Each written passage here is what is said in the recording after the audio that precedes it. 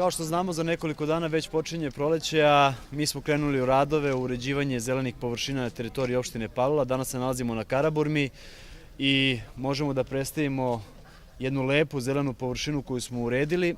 To je bilo ruglo, ovde je maltene bilo i smeće, zastareli rekviziti za našu decu.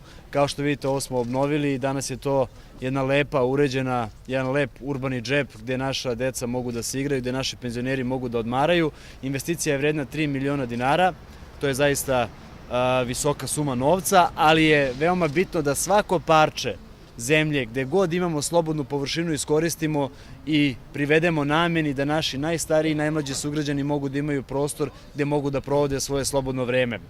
Ovaj parkić je na nekih 500 metara kvadratnih. Ono što je važno, kao što vidite, specijalna guma za decu, imamo rekvizite, ljuljaške, imamo klackalice.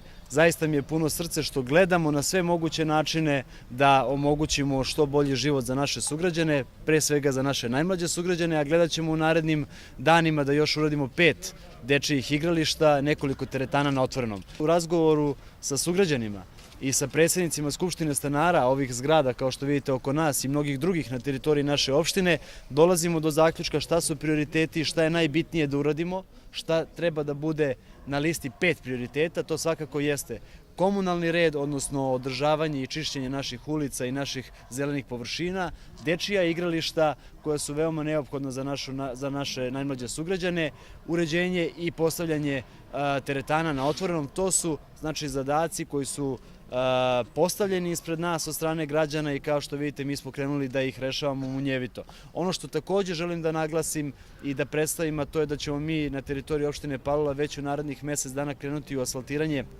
32 ulice na našoj teritoriji, gde polako već dovodimo u ravnotežu razvijenost i leve i desne obale naše opštine, jer to nam jeste cilj u ovom mandatu.